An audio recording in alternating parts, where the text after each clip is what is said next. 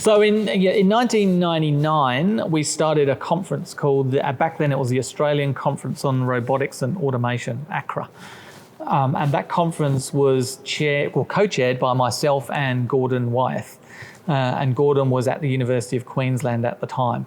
And the opportunity was given by a gentleman called Alex Zielinski, who's kind of one of the senior robotics researchers in the country. I think at the time he was at ANU in Canberra, and he suggested that we start an annual conference. There had been a few conferences before, but not a sort of a regular repeating conference, and he suggested to Gordon and I, as junior-ish researchers, that it would be good if we started this conference up.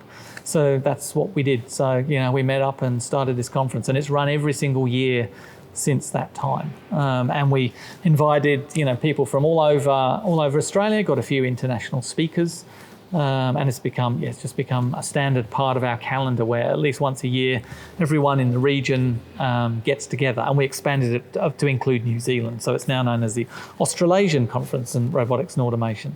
We kind of decided we needed this national conference literally to make sure everybody in the local community kind of knew each other, and as a way of growing the community. And it was a conference where we knew we could have young researchers and particularly PhD students attend, and it would likely be their first ever conference. So there are a few big international conferences. There's one known as ACRA, which Peter Cork has chaired, and these are giant conferences with thousands of attendees, and they're a bit intimidating for your first time PhD student. So the ACRA conference has kind of always been a very friendly conference where PhD students can come along and give their first ever sort of talk and not be too scared that they're not going to get too many curly questions. Everyone's going to be very supportive.